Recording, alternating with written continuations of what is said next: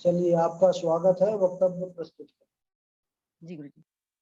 अस्मद् गुरुभ्यो नमः। अस्मद् परम गुरुभ्यो नमः। अस्मद् सर्वगुरुभ्यो नमः। श्री रामानुजाय नमः। श्री रामानुजाय नमः। श्री राधा कृष्णाभ्यां नमः। वक्रतुंड महाकाय कोटिसूर्य समप्रभ निर्विघ्नं कुरु मे देव सर्वकार्येषु सर्वदा। गजाननं भूतगणादिसेवितं कपित्थजम्बुफलचारुभक्षणम् उमासुतं शोकविनाशकारकं नमामि विघ्नेश्वरपादपङ्कजम्। या कुन्देन्दुतुषारहारधवला या शुभ्रवस्त्रान्विता या वीणावरदण्डमण्डितकरा या श्वेतपद्मासना या ब्रह्माच्युतशङ्करप्रभृतिभिः देवैः सदा वन्दिता। वरनामर्थसङ्घानां रसानां छन्दसामपि मङ्गलानमचकर्तारो वन्दे वाणि विनायको नमो ब्रह्माण्डदेवाय गोब्रह्मण्यहिताय च जगदिताय कृष्णाय गोविन्दाय नमो नमः। छविललितकमलाकोटिसम नवनीलाम्बरधारिणी शशिवदनकञ्जविलोचनी श्रीचन्द्रिका मृदुहासिनी आनन्दधन गोविन्दमन मन्दिरानन्यनिवासिनी घनश्यामधनहितचातकी घनश्यामधनहितमोरनी। जय जय श्री राधे, जय जय श्री राधे, जय जय श्री राधे। हरि ओम नमो पार्वती पते नमः, महादेव नमः। बोलिए गणेश जी महाराज की, भक्तवत्सल भगवान की, सुखदेव मुनि महाराज की जय हो। श्रीमद् भागवत महापुराण की जय हो। तो महाराज, आप सभी को जो ज़ूम ऐप के जरिए इस कथा में, इस कक्षा में जुड़े हैं, सबसे पहले हमारे गुरुदेव जी परम पूज्य आचार्य शिव मिश्र जी को चरणों में मेरा कोटि कोटि प्रणाम है। ठाकुर जी के चरणों में कोटि कोटि प्रणाम है। राधा जी के चरणों में कोटि कोटि प्रणाम है। और आप सब मेरे जो साथी हैं, भागवत प्रेमी बंधु भगिनी, आप सबको भी मेरा कोटि कोटि नमस्कार है। आज हम सब बहुत भाग्यशाली है कि ठाकुर जी की कृपा से और गुरुदेव जी के दृढ़ संकल्प से हम सब आपस में एक साथ इस कक्षा के द्वारा जुड़ते हैं और भागवत कथा की बालाजी गुरु जी के चरणों से जो हमको रसास्वादन मिलता है इस कथा में, उसकी तो चरम सीमा बहुत हद तक बहुत दूर है। अब चलिए महाराज, आज हम एक कथा सुनते हैं जिसके अंदर कहेंगे हम आत्मदेव की कथा भी कहते हैं, कोई इसे धुंधकारी की कथा भी कहते हैं, कोई धुंधली की कथा भी कहते हैं और कोई गोकर्ण की कथा भी कहते हैं। तो जिसकी जैसी समझ, क्योंकि ये कथाएं आपने बहुत से संतों ज्ञानी जनों से उनके मुख से सुनी होंगी। सब अपने अपने अनुभव के आधार से कहते हैं। तो चलिए महाराज शुरू करते हैं। सब पापों का नाश करने वाली कल्याणकारी अमृतमय श्रीमद् भागवत कथा जो हम सब के बीच में प्रवाहित होने जा रही है। तो श्रीमद् भागवत कथा को, श्रीमद् भागवत महापुराण को हम शत शत नमन करते हैं। सबसे पहला श्लोक, जो कि सभी ग्रंथ वेद सार इन सब का जो वेद व्यास जी ने इस श्लोक की रचना की है, सच्चिदानन्दरूपाय विश्वोत्पत्त्यादिहेतवे तापत्रयविनाशाय श्रीकृष्णाय वयं नुमः। श्रीकृष्णाय वयं नुमः। तो महाराज आइए, सबसे पहले हम आज जो कथा शुरू कर रहे हैं वो है आत्मदेव की कथा। अब तुंगभद्रा नदी के किनारे आत्मदेव नामक एक ब्राह्मण रहते हैं और वो बहुत विवेकवान है, बहुत विवेकशील संस्कारी है, त्रिकाल संध्या करते हैं और सभी का आदर करते हैं।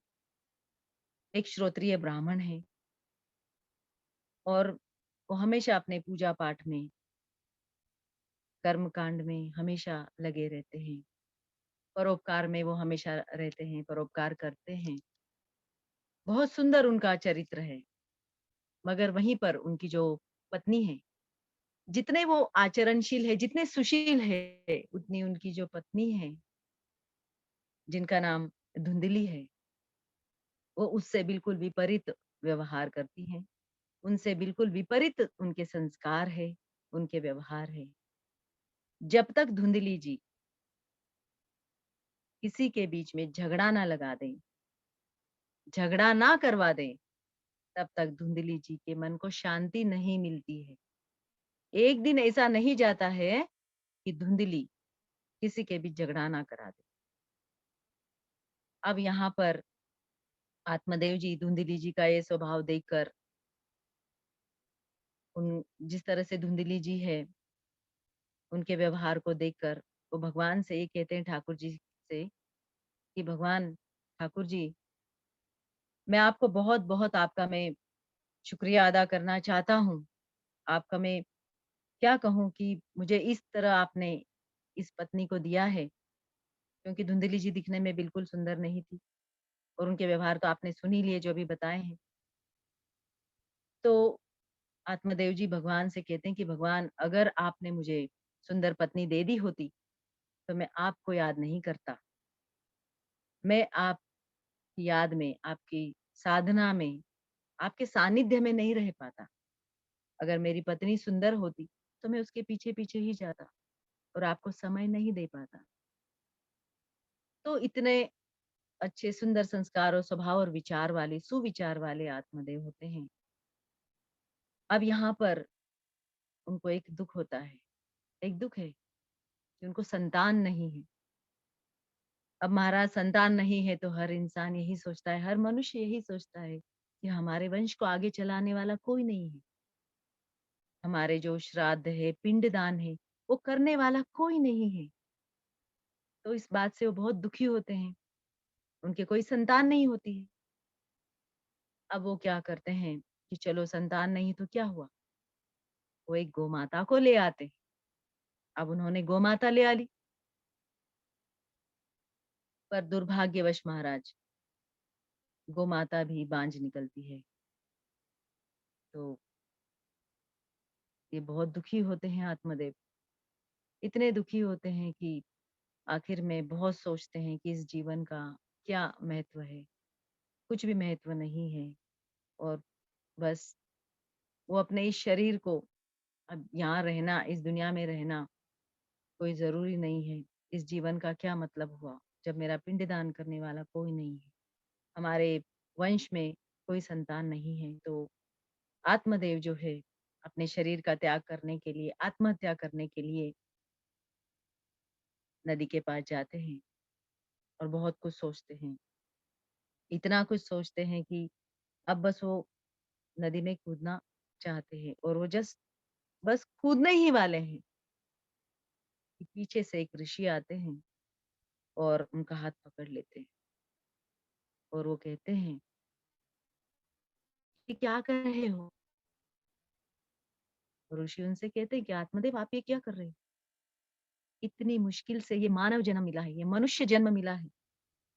84 लाख योनि में से ये मानव जन्म इतना महत्वपूर्ण है। ऐसा कहकर वो पूछते हैं कि बताइए आपकी क्या परेशानी है? आप किस बात से दुखी है? क्यों आप आत्महत्या करने जा रहे हैं? उस वक़्त आत्मदेव कहते हैं कि मेरा पिंडदान कौन करेगा? मेरा श्राद्ध कौन करेगा? उसके लिए तो संतान चाहिए और इतने योग मैं इतने यज्ञ करता हूँ। भगवान की इतनी पूजा-पाठ, सेवा, साधना सब कुछ करता हूँ, उसी में डूबा रहता हूँ। फिर भी मुझे संतान का भाग्य प्राप्त नहीं है। तब वो ऋषि उनसे कहते हैं देखो आत्मदेव, ये जो सुख सुविधाएँ, ये विवेक, ये सारी जो चीज़ें हैं, ये केवल मनुष्य जीवन से मिलती है और तुम इनसे ऐसे ही गँवा दोगे, रोने में गँवा दोगे। तुम में और उन पशुओं में क्या अंतर रह गया? पशु भी संतान को जन्म देते हैं, वो भी उनका पालन करते हैं और तुम तो मनुष्य हो, तुम भी यही कर रहे हो। तो उनमें और तुम में क्या अंतर है? ऐसा कहकर वो ऋषि जो है बहुत पहुंचे हुए ऋषि होते हैं। वो आत्मदेव को समाधान करने की कोशिश करते हैं, प्रयत्न करते हैं। मगर आत्मदेव उनकी बातें बस ऐसे ही टालते हैं क्योंकि उनका अपने मन में जो दुःख है जिसको वो नहीं भुला सकते क्योंकि वो ज़िंदगी का एक ज़रिया है। अब यहाँ पर आत्मदेव कहते हैं, महाराज कुछ भी कीजिए, मुझे किसी भी तरह से संतान की प्राप्ति होनी है, मुझे संतान चाहिए। अब यहाँ पर ऋषि कहते हैं, ठीक है, अगर आपको संतान का भाग्य चाहिए, तो मैं आपको संतान के भाग्य का वरदान देता हूँ। और वो जो ऋषि हैं, वो उनको एक फल देते हैं आत्मदेव, जिस फल में वो अपने सालों की तपस्या और साधना, जिसका तेज ओज उसमें भर देते हैं। और आत्मदेव को वो फल देते हुए कहते हैं, देखो, इससे तुम्हें बहुत सुंदर सं, संस्कारी संतान होगी, तेजस्वी संतान होगी, क्योंकि इस फल में मैंने जो भी तपस्या की है आज तक, मेरी वर्षों की तपस्या की साधना की जो तेज है, ओज है, वो सब मैंने इसमें भर दिया है। तुम ये फल ले जाकर अपनी पत्नी को खिलाना। अब यहाँ पर महाराज आत्मदेव बड़े प्रसन्न होते हैं। वो फल लेकर अपने घर आते हैं। अब जब फल लेकर घर आते हैं और वो धुंधली जी से अपनी पत्नी से कहते हैं, सभी संवाद सुनाते हैं और उनसे कहते हैं कि आप ये फल खा लो, हमें संतान की प्राप्ति होगी, तेजस्वी संतान की प्राप्ति होगी। अब महाराज यहाँ पर आप तो सब जानते हैं कि धुंधली जी का चरित्र कैसा है। अब धुंधली जी सोचती हैं कि अगर मैं ये फल खा लूं मेरे संतान होगी, तो सबसे पहले तो गर्भ धारण करना होगा। अब मैं यहाँ वहां पे नहीं जा पाऊंगी। कि जब वो शिशु होगा तो वो शिशु की देखभाल करनी होगी। तो जो मैं बाहर ये जो बातचीत करती हूँ, यहाँ से वहां झगड़ा लगाती हूँ, इससे उससे संवाद करती हूँ, इन सब से तो मैं दूर हो जाऊंगी। अब धुंधली जी का तो वो संस्कार था, उसके बगैर तो वो रह नहीं सकती है। अब उसी समय उनकी बहन वहां आई रहती है, तो उनकी बहन से वो कहती है कि ऐसी ऐसी बात है। तो उनकी बहन भी गर्भवती रहती है उस समय, तो वो कहती है कि देखो बहन, मैं भी गर्भ से हूँ, तुम एक काम करो, अपने पति से कह देना, पतिदेव से, कि अभी मैं गर्भवती हूँ और मैं अपने मायके जा रही हूँ और वहीं पर संतान होगी। तो यहाँ पर अपने पति से कह देना। अब यहाँ पर धुंधली भी यही कहती है, ठीक है, मैं ऐसे ही करूंगी और जब मेरे संतान होगी तो आप मुझे कुछ धन दे देना, मैं आपको मेरी संतान दे दूंगी, तब आप अपनी संतान लेके यहाँ पे आ जाना। अब धुंधली भी मान जाती है इस बात को कि चलो अपनी बहन की संतान लेंगे, कुछ धन दे देंगे और मुझे इससे मुक्ति मिल जाएगी। अब महाराज, ये जो फल होता है, अब वो क्या करें? तो उनकी बहन कहती है, ये डाल दो वहां पे कहीं, जहाँ पे गाय चारा खा रही है। तो गाय की टोकरी में डाल दे। अब गाय वो फल खा लेती है। अब देखिए इसमें ठाकुर जी की लीला कैसी है। गाय ने तो वो फल खाया, महाराज गाय ने तो फल खाया, यहाँ पर गाय भी गर्भ धारण करती है, गर्भवती होती है और वहां पर धुंधली भी गर्भवती हो जाती है। अब धुंधली गर्भवती हो गई। अब 9 महीने बीतते हैं, दोनों के संतानें होती हैं। धुंधली की संतान का नाम धुंधकारी रखा जाता है, दोनों के पुत्र होते हैं। और जो गाय होती है, उनकी विचित्र संतान होती है कि उस संतान का जो शरीर है, वो मनुष्य का होता है और कान गाय की तरह होते हैं। तो कान को कर्ण कहते हैं और गो को गाय कहते हैं। तो इसीलिए उनका नाम गोकर्ण रखा जाता है। अब दोनों पुत्र बड़े हो रहे हैं। यहाँ पर जो धुंधकारी है, वो बहुत ही मतलब गलत उनके संस्कार होते हैं। बचपन से ही चोरी करना, डकैतियाँ करना और धीरे-धीरे जैसे वो बढ़ते जाते हैं तो परस्त्रियों के संगम में आना, परस्त्रियों का संग करना, बड़ी-बड़ी चोरियाँ करना, बड़ी-बड़ी डकैतियाँ करना, ये सब दुष्कर्म वो करने लगते हैं। और यहाँ पर गोकर्ण बिल्कुल धुंधकारी के विपरीत होते हैं। वो अपने पिता की तरह एकदम विवेकशील होते हैं, त्रिकाल संध्या करते हैं, भगवान की पूजा पाठ करते हैं, सूर्य नारायण को अर्घ्य चढ़ाते हैं। अब यहाँ पर जो गोकर्ण हैं, इनके पिताजी से कहते हैं कि पिताजी, अब हम बड़े हो रहे हैं और हम भी अभी गुरुकुल में जाना चाहते हैं और आपकी भी उम्र हो रही है। आप भी वानप्रस्थ ले लीजिए, आप भी वन की ओर जाइए और भगवान की साधना में, भक्ति में लीन हो जाइए। अब यहाँ पर उनके पिताजी वन की ओर चले जाते हैं और गोकर्ण जो है गुरुकुल में चले जाते हैं। गुरुकुल में अपनी शिक्षा के लिए अगली। यहाँ पे घर में कौन रहा? यहाँ पे घर में है धुंधली यानी उनकी माताजी और स्वयं धुंधकारी। अब पूछने वाला कोई नहीं है, सिर्फ माता है, केवल माता है। अब एक दिन धुंधकारी जी अपनी माता से कहते हैं कि माता, हमें मद्यपान करना है, हमें पैसों की, धन की आवश्यकता है। अब माता धन देने से रोकती है। तब वो अपनी माता की भी नहीं सुनते हैं और माता को मार देते हैं। माता की मृत्यु हो जाती है, धुंधली की मृत्यु हो जाती है। अब यहाँ पर धुंधकारी पूछने वाला कोई नहीं है, घर में अकेले हैं।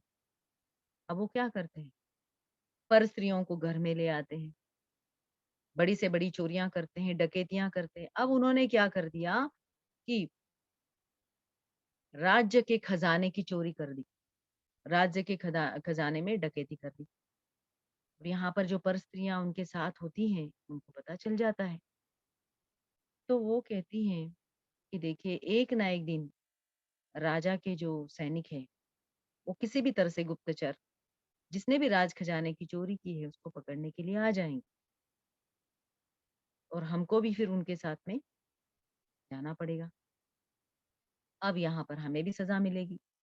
अब ये पर स्त्रियां क्या करती हैं कि किसी भी तरह से धुंधकारी को मारना है, उनको मृत्यु के घाट पहुंचाना चाहती है। अब वो धुंधकारी जी को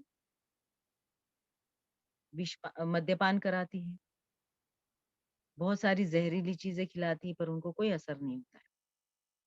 अब असर नहीं होता है, धुंधकारी को मृत्यु नहीं आ रही है, तब वो गरम गरम जो कोयले के कंडे होते हैं, कोयला होता है, वो उनके मुंह में डाल देती है और इससे बहुत ही भयानक, बहुत ही दुखकारक उनकी मृत्यु हो जाती धुंधकारी। अब यहाँ पर धुंधकारी की मृत्यु हो गई। गोकर्ण जी को पता चलता है। गोकर्ण जी आते हैं गुरुकुल से और अपने जो भाई है, छोटे भाई, उनका गया में जाकर श्राद्ध करते हैं और श्राद्ध करने के बाद में अपने घर लौट आते हैं। अब जब लौट आते हैं घर में, तो घर वर साफ करते हैं, पवित्र करते हैं घर को और सो जाते हैं। अब महाराज, रात हो रही है, सो रहे हैं। सो रहे हैं तो उनको हल्की सी एक आवाज, रोने की आवाज उनके कानों में पड़ती है, गोकर्ण जी के। ये आवाज उनके कानों में पड़ती है कि कोई रो रहा है। तब वो कहते हैं कि कौन रो रहा है, जरा सामने आओ। अब वहां से उनको आवाज आती है कि मैं आपका छोटा भाई धुंधकारी हूँ। तो गोकर्ण जी कहते हैं कि मैं तो आपका गया में श्राद्ध करके आया हूँ। तो यहाँ पे धुंधकारी कहते हैं कि आपने गया में तो आपने श्राद्ध किया। अब हम एक उसके लिए एक श्लोक पढ़ेंगे। गया श्राद्ध शते नापि मुक्तिर्मयि न भविष्यति। गया श्राद्ध शते नापि मुक्तिर्मयि न भविष्यति। वो कहते हैं कि मैंने इतने पाप किए हैं कि गया में आप 1000 बार भी मेरे लिए श्राद्ध करवा दें, तब भी मुझे मुक्ति नहीं मिलेगी, क्योंकि मैं जो हूँ प्रेत योनि में मैं प्रवेश कर चुका हूँ। अब प्रेत एक जगह पर तो रुकते नहीं, वो यहाँ वहां घूमते रहते। अब महाराज वो कहते हैं कि गोकर्ण जी से कि मुझे किसी भी तरह से इस प्रेत योनि से आप मुक्ति दिला दीजिए। अब गोकर्ण जी उनसे कहते हैं ठीक है, मैं कुछ सोचता हूँ, आप अभी जाइए, मैं आपको सुबह बताता हूँ। अब गोकर्ण जी सो जाते हैं। सुबह वो त्रिकाल संध्या करते हैं। तो सुबह पता है ना, त्रिकाल संध्या मतलब सुबह होती है, और कोई दोपहर में भी 11:50 से 12:10 तक करते हैं, और शाम में गोधूलि के समय।